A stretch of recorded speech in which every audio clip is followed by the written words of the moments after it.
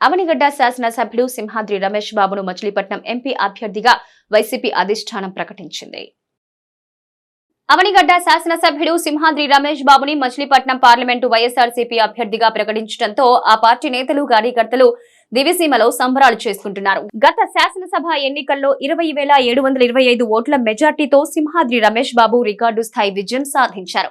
ఎమ్మెల్యేగా ఎన్నికైన నాటి నుంచి గ్రామాల్లో తిరుగుతూ ప్రజలతో మమేకమవుతూ ఏ సమస్య ఎదురైనా ముందున్నారు.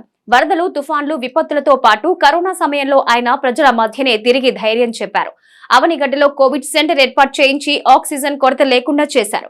మాజీ ముఖ్యమంత్రి చంద్రబాబు హయాంలో 22A నిషేధిత భూముల కింద ఉన్న 16,000 ఎకరాలకు విముక్తి కలిగించడంలో సింహాద్రి రమేష్ బాబు ఎంతో కృషి చేశారు. గడప గడపకు మన ప్రభుత్వం కార్యక్రమాన్ని కృష్ణా జిల్లాలో ముందుగా పూర్తి చేయడం ద్వారా ఆయన ప్రత్యేక గుర్తింపు తెచ్చుకున్నారు. కష్టపడి పనిచేసిన ఎమ్మెల్యే సింహాద్రి రమేష్ బాబుకి ప్రమోషన్ ఇచ్చి మచిలీపట్నం పార్లమెంటుకు పంపించడం పట్ల నియోజకవర్గ వైసీపీ శ్రేణులు హర్షం వ్యక్తం చేస్తున్నారు. అవనిగడ్డ నియోజకవర్గ వైఎస్ఆర్సీపీ ఇన్ఛార్జిగా ప్రముఖ క్యాన్సర్ వైద్యుడు డాక్టర్ సింహాద్రి చంద్రశేఖర్ ను వైసీపీ అధిష్టానం ప్రకటించింది. అవనిగడ్డ అసెంబ్లీ సీటు ఎవరికనే విషయంలో గత కొద్ది కాలంగా ఉత్కంఠ కొనసాగుతున్న నేపథ్యంలో ఎవరూ ఊహించని విధంగా ప్రముఖ క్యాన్సర్ వైద్యుడు సింహాద్రి చంద్రశేఖర్ ని వైసీపీ అధిష్టానం ఎంపిక చేసింది. నియోజకవర్గ వైసీపీ ఇన్ఛార్జిగా సింహాద్రి చంద్రశేఖర్ ను ప్రకటించడం పట్ల దివిసీమలో హర్షాతిరేకాలు వెల్లివిరుస్తున్నాయి. దేశంలో పేరెన్నిక గల ప్రముఖ క్యాన్సర్ వైద్యునిగా చంద్రశేఖర్ కు మంచి పేరుంది. ఆయన తండ్రి సింహాద్రి సత్యనారాయణరావు 1985 నుంచి 99 మధ్య 3 పర్యాయాలు వరుసగా అవనిగడ్డ నియోజకవర్గం నుంచి గెలుపొంది దేవాదాయ, ధర్మాదాయ, వాణిజ్య పన్నుల శాఖ మంత్రిగా పనిచేశారు. చంద్రశేఖర్ గతంలో రాజకీయాల్లోకి తీసుకొచ్చేందుకు ప్రముఖ పార్టీలు ప్రయత్నించినప్పటికీ ఆయన సుముఖత చూపలేదు. హైదరాబాద్ లో ఉంటున్నప్పటికీ దివిసీమతో ఆయనకు ప్రత్యేక అనుబంధం ఉంది. ఈ ప్రాంతానికి చెందిన వారెవరైనా చికిత్స కోసం వెళితే ఎంతో ఆప్యాయంగా పలకరించడంతో పాటు చికిత్స అందించిన పేరుంది ఆయనకి. సర్జికల్ ఆంకాలజిస్ట్ గా 40 సంవత్సరాలు అనుభవం చంద్రశేఖర్ది. 1978 నుంచి 83 మధ్య గుంటూరు మెడికల్ కాలేజీలో MBBS, MS, 1988లో అడయార్ క్యాన్సర్ ఇన్స్టిట్యూట్ నుంచి MCH పూర్తి చేశారు. Association of national surgeons of India, Indian association of surgical ఆంకాలజీలో ఆయన సభ్యులుగా కొనసాగుతున్నారు.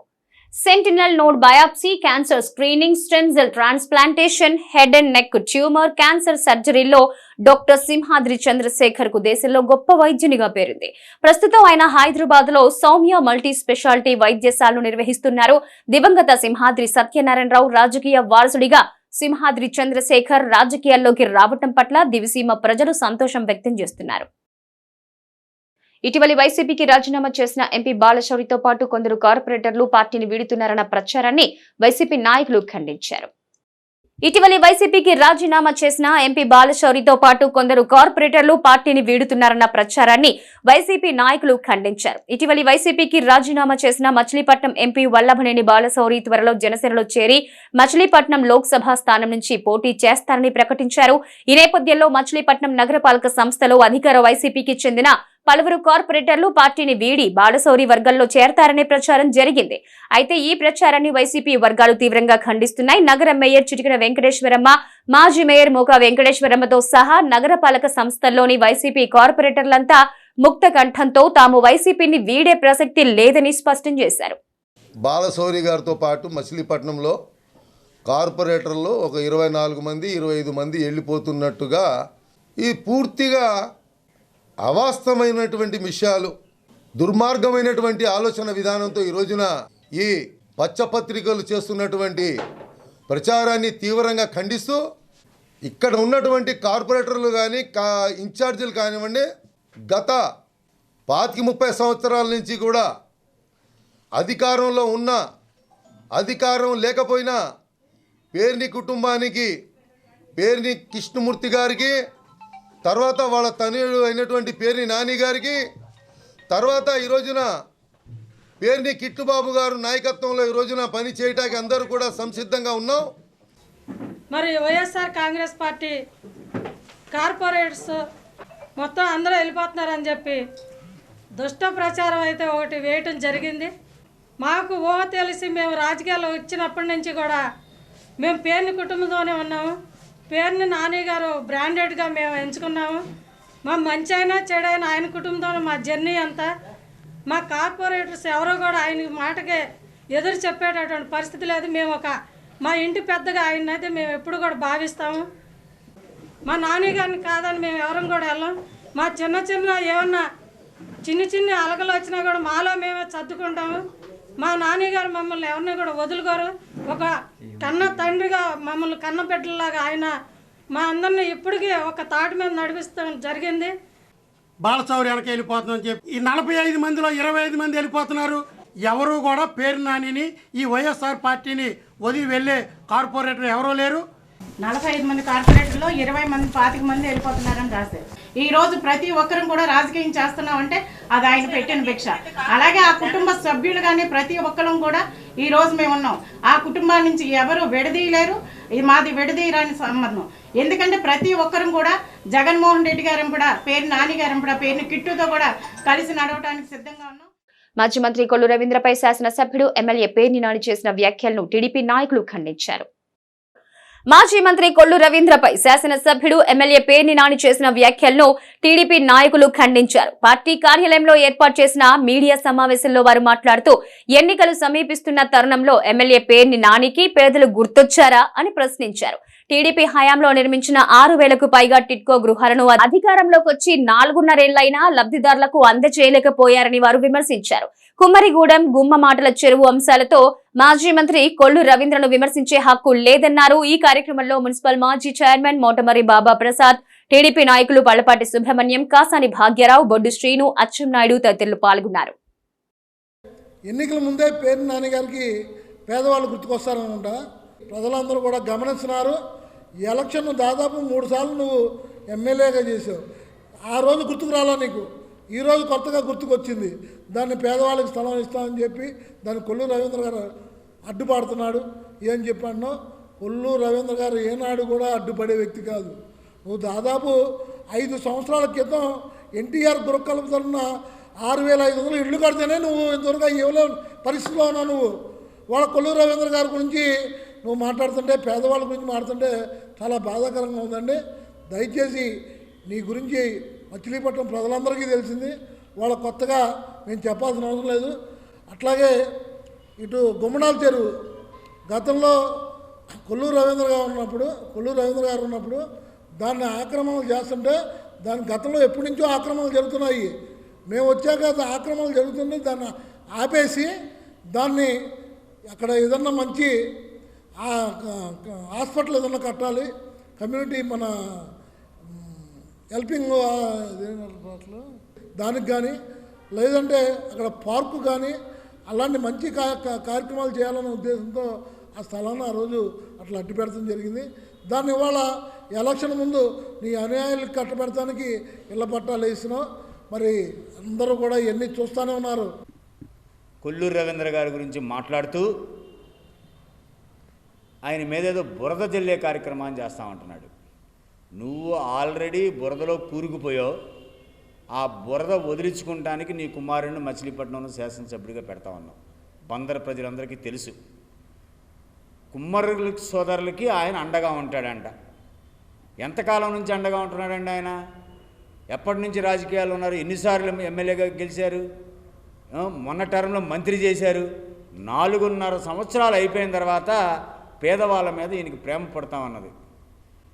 కొల్లు రవీంద్ర గారు పేదవాళ్ళందరికీ కూడా ఉండటానికి ఇల్లు లేదని G+3 ఇళ్ళు 6,400 ఇళ్ళు కడితే పేదవాళ్ళకి ఇల్లు పంపిణీ చేయడం చేతగానటువంటి ఈ పేర్ని నాని ఇప్పుడు కొత్తగా G+3 ఇళ్ళు కట్టుకున్నటువంటి పేదవాళ్ళంట వైఎస్ఆర్ కాంగ్రెస్ పార్టీ కార్యకర్తలకు పంచుతామన్నాడంట. మన బందర్ శాసనసభ్యులు పేర్ని నాని గారు గుంటాల చెరువు గురించి ఏదో మాట్లాడుతున్నారు. గతంలో అది ఒక డంపింగ్ యార్డు. అది ఆ డంపింగ్ యార్డ్ని మరి తొలగించి ఒక 4 వార్డులకు కలిపిన ఒక శ్మశాన వాడిగా అక్కడ ఏర్పడి ఉండటం ఎప్పటి నుంచో ఉన్నది. ఆ శ్మశానానికి దారి లేక మన ఉలింగపాలెం నుంచి ఒకటే దారి అయిందని చెప్పేసి ఇటు నరసింహగుడి పక్క నుంచి ఇంకో దారి ఏర్పరిచి బాట వేయటం చేసాము. ఆ తర్వాత ఆ బాట వేసిన తర్వాత సైడ్ ఉన్న ఎవరో అన్యాయకృతంగా ఆక్రమించుకుంటే కొంతమంది ఎవరైతే ఆ డంపింగ్ ఉందో ఆ డంపింగ్ని తొలగించుకుని ఎంత ఖర్చు అయితే అంత వాళ్ళు బాగు చేసినారే తప్ప ఎవరికి ₹1 ఇచ్చింది లేదు. ఎవరు షెడ్లు వేసుకుని ఎవరు గుడిసెలు వేసుకున్నాయి గుడిసెలనే పడగొట్టారు తప్ప ఇలా ఆక్రమణ చేసుకుని ఎవరు కూడా ఇచ్చేయలేదు. మరి ఇవాళ వీళ్ళు ఇది గుడిసెలా లేదంటే షెడ్లా అనేది కూడా అర్థం కాని పరిస్థితిలో ఎవరికాలిగా ఆక్రమణ చేసుకుని మరి దాన్ని ఒక బేరగాళ్ళలాగా బేరాలు పెట్టుకుని అమ్ముకుంటున్నారు. మరి దీన్ని మేమందరం కూడా ఖండించి కలెక్టర్ గారికి వినతి పత్రం ద్వారా అందజేయడం జరిగింది. మాజీ మంత్రి శాసనసభ్యుడు పేర్ని నానిపై టీడీపీ నాయకులు చేసిన వ్యాఖ్యలను వైసీపీ నాయకులు ఖండించారు. మాజీ మంత్రి శాసనసభ్యుడు పేర్ని నానిపై టీడీపీ నాయకులు చేసిన వ్యాఖ్యలను వైసీపీ నాయకులు ఖండించారు. పార్టీ కార్యాలయంలో ఏర్పాటు చేసిన మీడియా సమావేశంలో వారు మాట్లాడుతూ టీడీపీ నాయకులకు ఓట్ల కోసం పేదలు కావాలని, ఎన్నికలయ్యాక పేదలతో టీడీపీ నాయకులకు అవసరం లేదన్నారు. గత 4 నెలల కాలంలో కనపడని టీడీపీ నాయకులు ఎన్నికలు సమీపిస్తున్నందున ఎమ్మెల్యే పేర్ని నానిపై బురద జల్లి లబ్ధి పొందుతామని చూస్తున్నారని వారు ఆరోపించారు. టిట్కో గృహాల కేటాయింపులో లబ్ధిదారులను మోసం చేసింది టీడీపీ నాయకులే అన్నారు. ఈ కార్యక్రమంలో మాజీ డిప్యూటీ మేయర్ లంక సూరిబాబు, వైసీపీ నాయకులు పల్లి శేఖర్, యు రాంబాబు తదితరులు పాల్గొన్నారు. ఆక్రమణదారులు గతంలో ఉన్న కొల్లు రవీంద్ర గారు, మా వార్డులో 42వ వార్డులో ఉన్న మనుషులు, 43లో ఉన్న మనుషులు 41వ వార్డుకు వచ్చి మీ భవిష్యత్తుకి మాది గ్యారెంటీ అని చెప్పి ఇంటింటికి స్టిక్కర్లు అంటించి పేదవాడిని కాపాడతామని చెప్పి కుమ్మరగూడెంలో ఒక మాట, కలెక్టర్ ఆఫీసులోకి వెళ్ళి ఆ పాకలు వేయడానికి వెళ్ళలేదు, కుమ్మర్లు మట్టి పీచుకోవడానికి వెళ్ళలేదు, కుమ్మర్ల స్థలాలు తీసేయమని చెప్పి ప్రచారం చేయటం, నా మీద పోటీ చేసిన ఆయన నాకు చుట్టుపక్కల ఉన్న ప్రత్యర్థులందరూ కలిసి కుమ్మరగూడెనికి వచ్చి మీకు న్యాయం చేస్తామని చెప్పడం. తర్వాత ఏం చెప్తున్నారంటే పేపర్లో టీవీల్లో కుమ్మరగూడెంలో ఇవ్వటానికి వెళ్ళలేదు, కుమ్మరగూడెం వాసులు కుమ్మరగూడెం ఒక కుమ్మర్లు ఓట్లయితే కావాలి వాళ్ళకి తప్ప వాళ్ళకి ఇంకో ఏజెండా లేదు. అక్కడ ఏ చేస్తున్నారు, పేదవాడు బతుకుతున్నాడు, పేదవాడు గుడిసెలు వేసుకొని ఉంటున్నాడు, అది మాకు రావాల్సిన సొమ్ము అని చెప్పి వాళ్ళు ఉక్రోషం పొంది ఇప్పుడు ఓట్లు కావాలనుకునేటప్పుడే కుమ్మరగూడెం వాసులు కావాలి, కుమ్మరగూడెం వాళ్ళకి కావాలి, ఇప్పుడు మాత్రం వాళ్ళు ఇల్లు వేసుకోకూడదు. ఉంటున్నటువంటి కుమ్మర్లని వ్యాపారాలు కానీ ఏదైనా సరే మీరు ఇక్కడ ఉండటానికి కుదరదు, మీరు ఇక్కడ చేయడం కుదరదు, ఇది ప్రభుత్వ స్థలం, మీరు ఇంకెన్నాళ్ళు ఈ భూమిని అనుభవిస్తారు, మీరు ఇంకెన్నాళ్ళు దీంట్లో ఉంటారు అని చెప్పి ఆ రోజు ఖాళీ చేయించడానికి చూసింది ఎవరు? తెలుగుదేశం పార్టీ నాయకులు కాదా? మీరు కాదా? ఈ రోజున స్థానిక శాసనసభ్యులు పేర్ని నాని గారు ఆ రోజు మాకు ఇచ్చారు మాట, మీ స్థలాలని ఒక పరిష్కారం చూపే మార్గంగా నేను ప్రయత్నిస్తున్నాను అని చెప్పి ఈ రోజుకి కూడా ప్రయత్నిస్తున్నారు. పేదవాళ్లతో కలిసి పోరాటం చేస్తున్నారు. పేదవాళ్ళందరికీ కూడా అక్కడ ఇళ్ల స్థలాలు ఇచ్చి వేసుకుంటుంటే పేదవారు ఒక్కొక్కరుగా వేసుకుంటుంటే మీరు అడ్డం పడుతున్నారు. మీరు అంటారు 6400 మంది పేదలకు ఇల్లు ఇస్తే ఇంతవరకు G+3 ఇవ్వలేదని. అసలు అక్కడ వాస్తవం ఏంటో తెలుసా? 4176 యూనిట్లకి 7,64,44,000 ప్రజల దగ్గర డబ్బుల రూపాన డీడీల రూపాన వసూలు చేశారు. ఆ G+3లో కొంతమందికి 360 స్క్వేర్ ఫీట్స్ 50,000 కట్టాలని చెప్పి 25,000 తీసుకొని 500 రూపాయలు వాళ్ళ పేరుని డీడీలు కట్టి 300 స్క్వేర్ ఫీట్స్ పీటలు ఇచ్చారు. మరి ఇటువంటి మోసం చేసింది మీరు కాదా అని అడుగుతా ఉన్నాం. అలాగే 4,176 యూనిట్లు 87 బ్లాకులు అని చెప్పారు. 48 బ్లాకులకి బేసిక్ దగ్గర గోతలు తీసి ఇగో మీకు ఇల్లు ఇచ్చేస్తున్నాం, అగో గాలిలో వస్తుంది మీకు 3వ ఫ్లాటు, ఇదిగో ఈ గాలిలో ఉంది 2వ ఫ్లాట్ అని చెప్పి మోసం చేసింది మీరు కాదా? కావాలంటే అప్పుడు ఫోటోలు కూడా మేము చూపిస్తాం. మీరు ఎలక్షన్ నాటికి G+3 ఏవైతే కట్టారో ఫోటోలు చూపిస్తాం, ఇవాళ జరుగుతున్న ఫోటోలు చూపిస్తాం. మీకు దమ్ముందా? మేము ఛాలెంజ్ చేస్తున్నాం, రాగలరా? అలాగే మీరు అన్యాయం చేసిన 2,000 పైన మంది G+3 ఇస్తామని మీరు అన్యాయం చేసిన వాళ్ళకి పేదలకి మరి పేర్ని నాని గారు జగనన్న లేఅవుట్లో సెంటు స్థలం ఇచ్చి పేదలని ఆదుకున్నది మరి పేర్ని నాని గారు కాదా? మీ కళ్ళు లేవా, చూడట్లేదా, చెవులుండి వినబట్లేదా? తమ సమస్యల పరిష్కారం కోసం ఆంధ్రప్రదేశ్ టీచర్స్ ఫెడరేషన్ ఆధ్వర్యంలో ధర్నా చౌక్లో ఉపాధ్యాయులు ధర్నా నిర్వహించారు. తమ సమస్యల పరిష్కారం కోసం ఆంధ్రప్రదేశ్ టీచర్స్ ఫెడరేషన్ ఆధ్వర్యంలో ధర్నా చౌక్లో ఉపాధ్యాయులు ధర్నా నిర్వహించారు. ఆంధ్రప్రదేశ్ టీచర్స్ ఫెడరేషన్ పిలుపు మేరకు కృష్ణా జిల్లా శాఖ ఆధ్వర్యంలో ఉపాధ్యాయుల సమస్యల సాధన కొరకు మరియు విద్యారంగంలో ఇతర సమస్యల సాధన కొరకు ఈ ధర్నా నిర్వహించడం జరిగిందని జిల్లా ప్రధాన కార్యదర్శి ఈవీ రామారావు తెలిపారు. ఈ సందర్భంగా వక్తలు మాట్లాడుతూ పట్టణాల్లో జనాభా ప్రకారం మున్సిపాలిటీలో పాఠశాలలను పెంచాలని డిమాండ్ చేశారు. మున్సిపల్ పాఠశాల ఉపాధ్యాయుల యొక్క డిఏరియర్లు ఎక్కడ ఉన్నాయో తెలియట్లేదని, వారికి తక్షణమే సర్వీస్ రూల్స్ రూపొందించాలని పేర్కొన్నారు. ఉపాధ్యాయులకు రావాల్సిన బకాయిలు వెంటనే అందించాలని ప్రభుత్వాన్ని డిమాండ్ చేశారు. ఈ కార్యక్రమంలో పాండురంగ వరప్రసాద్, రామకృష్ణ, సీతారామయ్య, సుబ్రహ్మణ్యం తదితరులు పాల్గొన్నారు. రాష్ట్ర సంఘం పిలుపు మేరకు మొత్తం రాష్ట్ర వ్యాప్తంగా ఉన్న కలెక్టరేట్ల ముందు మున్సిపల్ విద్యారంగ సమస్యల మీద ధర్నా కార్యక్రమాలు చేపట్టాం. అందులో భాగంగా ఈరోజు ఈ ధర్నా చౌక్ నందు మేము ధర్నా నిర్వహిస్తున్నాం. మరి 1964 కొఠారీ కమిషన్ ఒక సూచన చేసింది. విద్యా యాజమాన్యాలు ఇన్ని రకాలుగా ఉండకూడదు, పుట్టగొడుగుల్లాగా ఉండకూడదు. యాజమాన్యాలన్నీ కలిపి ఒక్కో గడుగు కింద వస్తే పిల్లలకి నాణ్యమైన విద్య అందుతుంది. అదేవిధంగా ఉపాధ్యాయులకు కూడా సౌకర్యాలు అందుతాయి, మౌలిక వసతులు పాఠశాలకు అందుతాయని సూచన చేసింది. కానీ ఈనాడు ఉన్నటువంటి ఆనాటి నుంచి ఈనాటి వరకు ఉన్న పాలకులు ఎవరూ కూడా ఆ విషయాలను పెడచెవిన పెట్టి యాజమాన్యాలుగా ఉపాధ్యాయులను విడదీసి ఐక్యం కాకుండా చూసి మాకు విభేదాలు సృష్టించి వాళ్ళ పబ్బం గడుకునే పరిస్థితుల్లోకి ఈ ప్రభుత్వాలు పూనుకున్నాయి. మరి మున్సిపల్ ఉపాధ్యాయులు సమస్యలు కనుక చూస్తే ప్రభుత్వ పంచాయతీరాజ్ ఉపాధ్యాయులతో పోల్చుకుంటే వాళ్ళు ద్వితీయ పౌరుల్లాగా ఉంటున్నారు. సమాన అర్హతలు, సమాన పరీక్షలు రాసి కూడా వాళ్ళ సౌకర్యాలకు నోచుకోకుండా ఉన్నారు. వాళ్ళకి వెంటనే ఏపీటీఎఫ్ పక్షాన మేము డిమాండ్ చేస్తున్నాం. మేము పేర్కొన్నటువంటి డిమాండ్స్ అన్నీ కూడా ఈ ప్రభుత్వం నెరవేర్చాలని చెప్తున్నాం.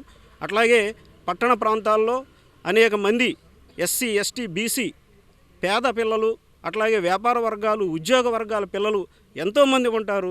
వీళ్ళందరూ కూడా జనాభా పరంగా చాలా ఎక్కువ మంది ఉంటారు. వాళ్ళందరికీ సరిపడా పాఠశాలలు ఇంతవరకు కూడా నిర్మించలేదు. మరి ఎన్నో దశాబ్దాల క్రితం ఉన్నటువంటి పాఠశాలలు తప్ప కొత్తగా పాఠశాలలు అనేవి ఏర్పాటు చేయలేదు. మరి ఈ రాష్ట్రంలో 59 పురపాలక సంఘాల్లో 115 పాఠశాలలు మున్సిపల్ పాఠశాలలు ఉన్నాయి. దానిలో 4.5 లక్షల మంది పిల్లలు చదువుతుంటే కేవలం 11,000 మంది ఉపాధ్యాయులు మాత్రమే పనిచేస్తున్నారు. ఇది ఎంతవరకు ప్రభుత్వ పాఠశాలల్ని ఉపాధ్యాయులు లేకుండా ఏదో రూములు కడుతున్నాం, లేకపోతే రంగులు వేస్తున్నాం, టైల్స్ వేస్తున్నాం అనేటువంటి చూపించి బ్రహ్మాండంగా రాష్ట్రంలో విద్యారంగాన్ని అభివృద్ధి చేస్తున్నామని ప్రచారాన్ని విస్తృతంగా చేసుకుంటోంది. మనం గమనిస్తూ ఉన్నాం. గత 20 రోజులుగా ముఖ్యమంత్రి గారు ఏం మాట్లాడినా సరే, ఎక్కడికి వెళ్ళి ప్రసంగించినా సగం టైము విద్యారంగాన్ని అభివృద్ధి చేశామని చెప్తా ఉన్నారు. కానీ వాస్తవంగా చూస్తే ఇవాళ 50,000 పోస్టులు ఖాళీగా ఉంటే 6,100 పోస్టులకి వాళ్ళు డిఎస్సి ఇస్తామని ఘనంగా చెప్పుకుంటున్నారు. ఆ 6,100 పోస్టులు కూడా ఖాళీ పోస్టుల్లో కూడా గౌరవ వేతనంతో నియమిస్తాం. అనేక ఉద్యమాలు చేసి, సమ్మెలు చేసి అప్రెంటిస్ విధానాన్ని రద్దు చేయించుకున్నాం. తిరిగి ఇంకొక పేరుతో అదే విధానాన్ని ప్రవేశపెట్టడానికి ప్రభుత్వం ప్రయత్నం చేస్తూ ఉంది. మరి ఇంకా అనేక సమస్యలు ఉన్నాయి. అయితే ఈరోజు ధర్నా ఏర్పాటు చేసిన సమస్యలు మున్సిపల్ ఉపాధ్యాయుల సమస్యలు. మున్సిపాలిటీలన్నింటినీ కూడా అందులో పాఠశాలని ప్రభుత్వం టేకెన్ ఓవర్ చేసింది. మొత్తం మున్సిపల్ ఉపాధ్యాయ సర్వీసులన్నీ కూడా ప్రభుత్వ సర్వీసులుగా పరిగణింపబడతాయని చెప్పి ప్రభుత్వం చెప్పింది. కానీ ఒక జీవో జారీ చేసి వదిలిపెట్టేశారు. వాళ్ళకి ఎవరి జీతాలు ఇవ్వాలనేది కూడా జీవోలో స్పష్టంగా లేదు. దానికోసం 4 నెలలు యుద్ధం చేసిన తర్వాత మండల విద్యాశాఖ అధికారులను నియమించడం మున్సిపాలిటీల్లో వాళ్ళ ద్వారా శాలరీస్ ఇస్తున్నారు. కానీ వాళ్ళ సర్వీస్ మ్యాటర్స్ ఎవరు సెటిల్ చేయాలి? ఇక మున్సిపాలిటీకి సంబంధం లేదు. ఇవాళ మున్సిపల్ సమస్యల మీద కలెక్టర్ గారు ఎదురుగా ధర్నా చేయడానికి కారణం అదే. ప్రభుత్వమే పరిష్కరించాలి. ముందు సర్వీస్ రూల్స్ ఇవ్వాలి. సర్వీస్ రూల్స్ ఇస్తే కానీ వాళ్ళకి ప్రమోషన్లు చేయడానికి వీలు కాదు. ప్రమోషన్ల మీద కూడా చాలా మెలికలు వేస్తుంది. మరి మున్సిపల్ స్థాయిలో చేయాలా, జిల్లా స్థాయిలో అన్ని మున్సిపాలిటీలకి చేయాలా, కార్పొరేషన్లకు వేరుగా చేయాలా, municipality to corporation, corporation to municipality కూడా జిల్లా యూనిట్గా చేయాలనే సమస్యని ప్రభుత్వం పరిష్కరించకుండా కార్పొరేషన్ వాళ్ళకి అర్హులైన భూమి లేని నిరుపేదలకు అసైన్మెంట్ పట్టాలు మంజూరు చేయడానికి చర్యలు తీసుకున్నట్లు జిల్లా కలెక్టర్ పి రాజబాబు తెలిపారు. కలెక్టరేట్ లో ఏర్పాటు చేసిన మీడియా సమావేశంలో కలెక్టర్ పి రాజాబాబు మాట్లాడుతూ రాష్ట్ర ముఖ్యమంత్రి గత ఏడాది మే 22 తేదీన మచిలీపట్నం గ్రీన్ఫీల్డ్ పోర్టు పనులు ప్రారంభోత్సవానికి మచిలీపట్నం వచ్చిన సందర్భంగా ఇచ్చిన ఆదేశాల మేరకు మచిలీపట్నం నియోజకవర్గ శాసన సభ్యుడు కోరిక మేరకు మచిలీపట్నం మండల పరిధిలో మొత్తం 11 గ్రామాల్లో పొల్లాటితిప్ప, కొత్తపల్లి, తుమ్మలపాలెం, తాళ్లపాలెం, కానూరు, పెదపట్నం, పల్లె, తుమ్మలపాలెం, కోనరుద్రవరం, గుండుపాలెం, చిన్నాపురం, వాడపాలెం 12,311.21 ఎకరాల భూమిని ప్రాథమికంగా గుర్తించి ఎంజాయ్మెంట్ సర్వే నిర్వహించవలసిందిగా ఇచ్చిన ఆదేశాల ప్రకారం ఎంజాయ్మెంట్ సర్వే పూర్తి చేయడం జరిగిందన్నారు.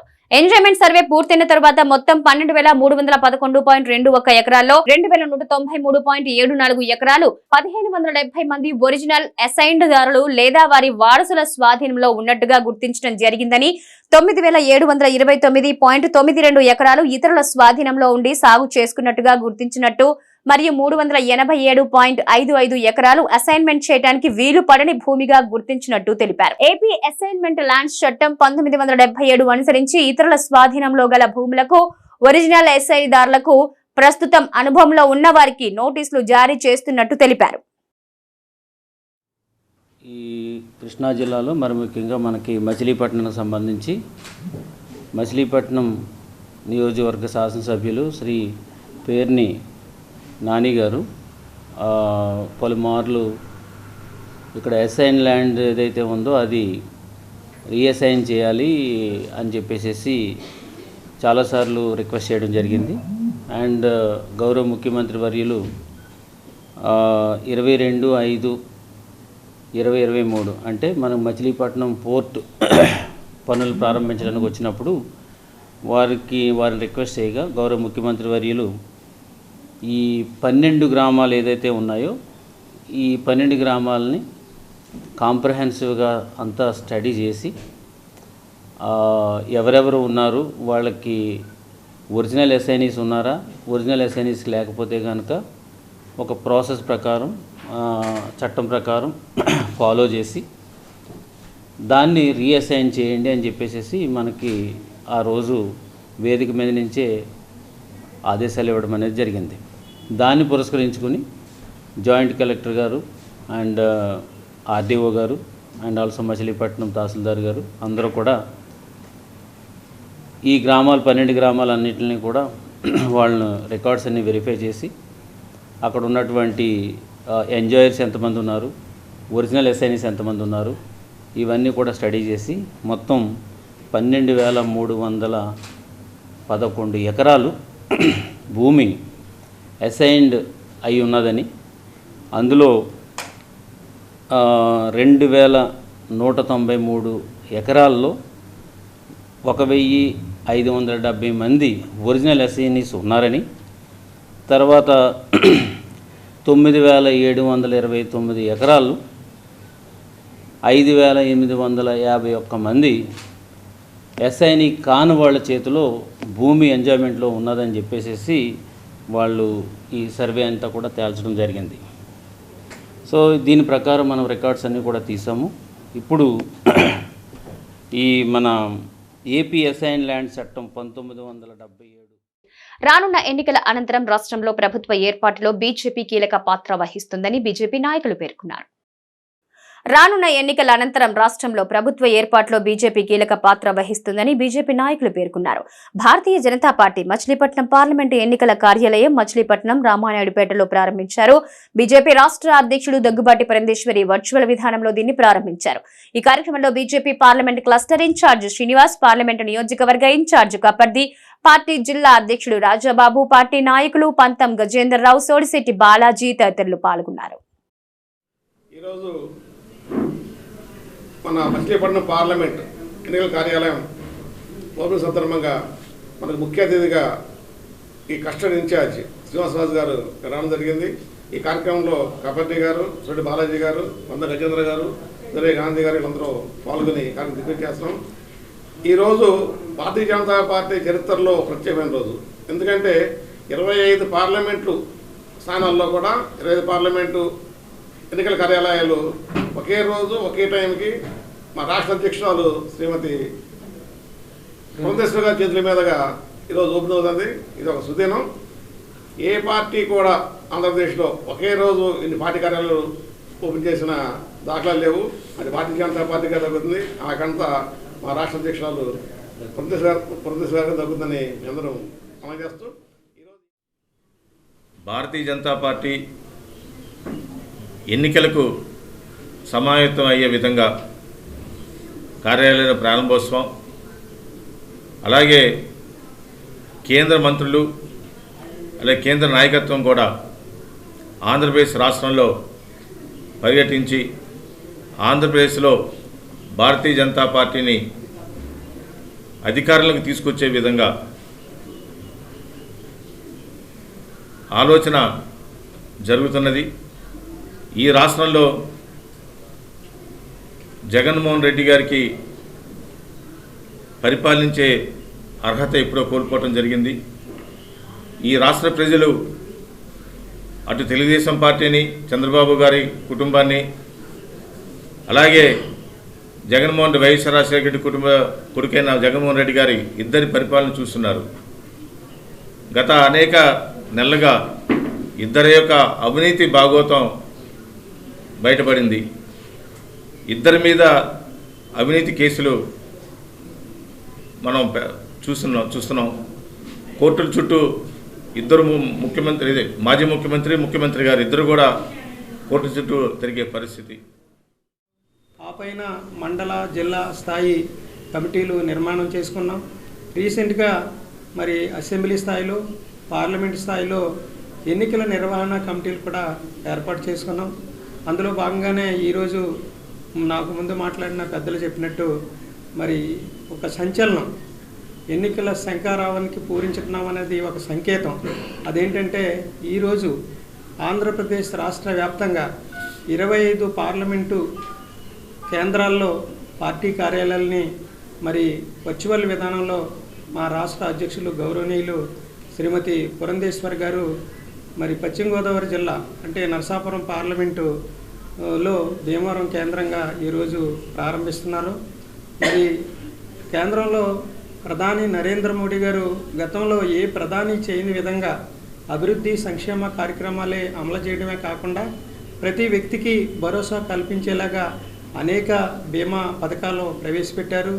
మరి దేశంలో అంతర్గతంగాను మరి ఇతర దేశాల్లో ఉండే మరి ఎవరైతే ఈ టెర్రరిస్టు యాక్టివిటీస్ ఉన్నాయో వాటిలన్నీ ఉద్యోగ ఉపాధ్యాయులకు సంబంధించిన ఆర్థిక నిధులు వెంటనే విడుదల చేయాలని యూటీఎఫ్ డిమాండ్ చేసింది. ఉద్యోగ ఉపాధ్యాయులకు సంబంధించిన ఆర్థిక నిధులు వెంటనే విడుదల చేయాలని యూటీఎఫ్ డిమాండ్ చేసింది. ప్రతి నెల 1వ తేదీన వేతనాలు చెల్లించాలని డిమాండ్ చేస్తూ యూటీఎఫ్ ఆధ్వర్యంలో ఉపాధ్యాయులు ధర్నా చౌక్ వద్ద ధర్నా నిర్వహించారు. తమ సమస్యల పరిష్కారం కోసం దశల వారీగా యూటీఎఫ్ జరుపుతున్న ఆందోళనలో భాగంగా ఈ కార్యక్రమం నిర్వహించినట్లుగా సంఘ నేతలు ఉమా మహేశ్వరరావు, లెనిన్ బాబు తెలిపారు. ఏపీజీఎల్, ఐజీబీఎఫ్ తదితర బకాయిలు వెంటనే విడుదల చేయాలని వారు ప్రభుత్వాన్ని డిమాండ్ చేశారు.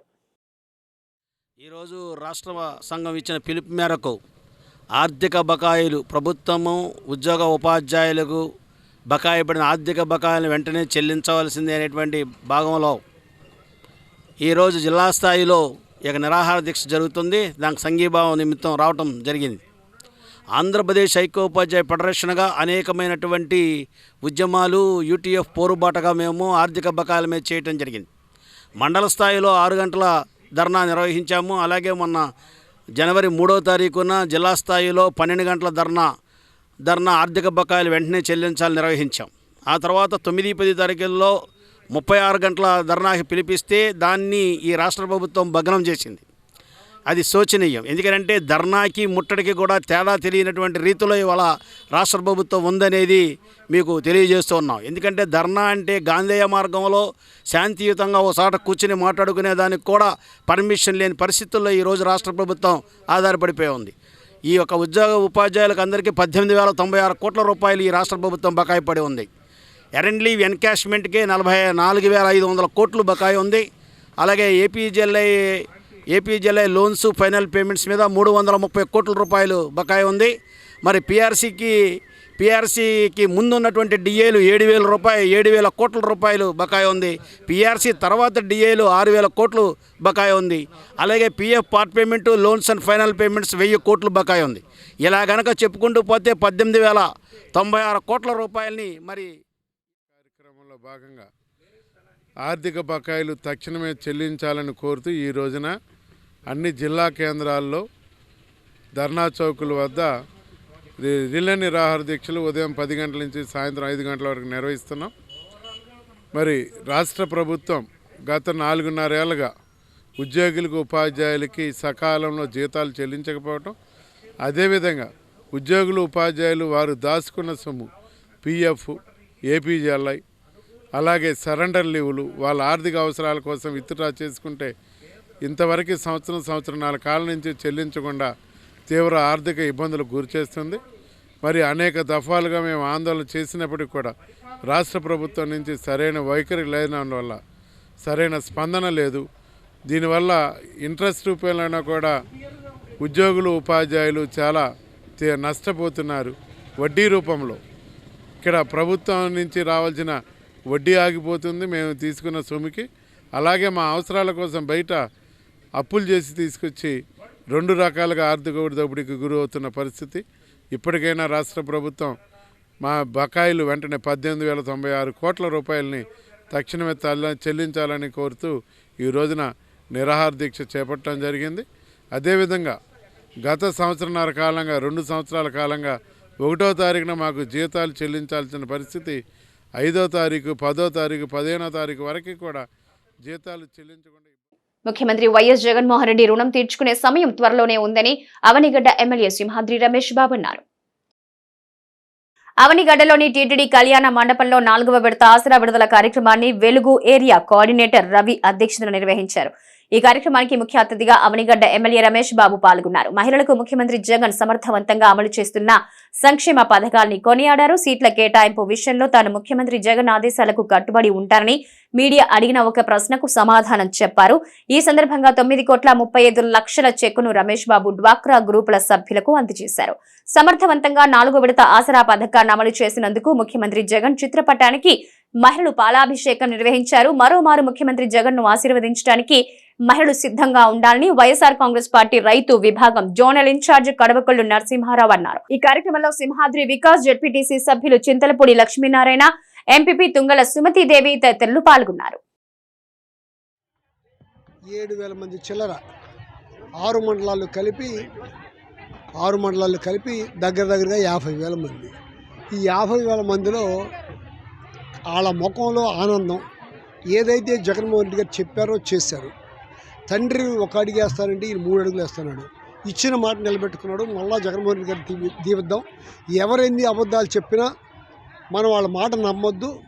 మన కిలో బంగారం ఇస్తా అంటారు, కారు ఇస్తారంటారు. ఏదైనా మనం నమ్మొద్దు. జగన్మోహన్ రెడ్డి గారు ఇచ్చిన మాట నిలబెట్టుకున్నాడు. మళ్ళీ ఆయన్నే దీవిద్దాం అనుకున్నారు. ఖచ్చితంగా మళ్ళీ జగన్మోహన్ రెడ్డి గారు ముఖ్యమంత్రి అవుతున్నాడు. ఖచ్చితంగా ఆ ముఖ్యమంత్రి అయ్యి మళ్ళా ఇంకొక 5 ఏళ్ల పాటు ఈ పరిపాలన బాగుండి పేదవాళ్ళ పిల్లలు చదువుకుని విదేశాలకు వెళ్ళేటట్టుగా ఇక్కడ ఉద్యోగాలు సంపాదించుకునేటట్టుగా ఇంగ్లీష్ మీడియము స్కూల్స్ బాగు చేసినందుకు ఆయనకు ధన్యవాదాలు చెప్తున్నారు. మా తరపున కూడా ఆయనకు ధన్యవాదాలు. అవనిగడ్డ మండలంలో విడుదల చేసిన సందర్భంగా ఇచ్చేసినటువంటి పత్రికా మిత్రులకి, ఎలక్ట్రానిక్ మీడియా వారికి, మహిళా తల్లులకి, పార్టీ కార్యకర్తల నాయకులందరికీ ముందుగా ధన్యవాదాలు చెప్తూ, మరీ ముఖ్యంగా ముందుగా జగన్మోహన్ రెడ్డి గారికి అందరి తరఫున ధన్యవాదాలు చెప్తున్నాం. ఎందుకంటే వాళ్ళు జగన్మోహన్ రెడ్డి గారు చేసిన పని వాళ్ళ కళ్ళల్లో చూస్తుంటే ఆనందం మామూలు ఆనందం కాదు, ఎప్పుడూ చూడలేం. అలాంటి ఆనందాన్ని చూసి మాకు ఆనందంగా ఉంది.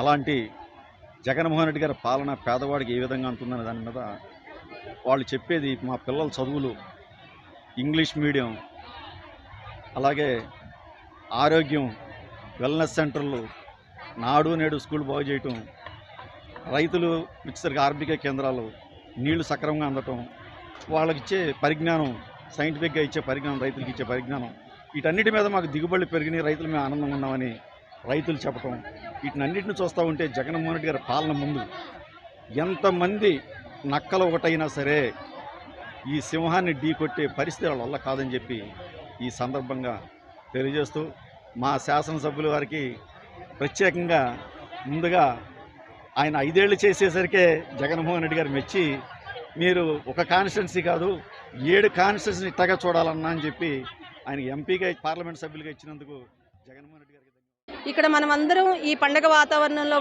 ఉన్నాము అంటే కేవలం మన సీఎం జగన్మోహన్ రెడ్డి గారి నాయకత్వంలో అండి. ఇది ఏంటి అంటే ఆసరా అంటే రుణమాఫీ అంటే మీ అందరికీ తెలిసిందే. మనం తీసుకున్న అప్పును మనం చెల్లించకుండా గవర్నమెంట్ ద్వారాగా మన అప్పు భారాన్ని తగ్గించుకోవడమే.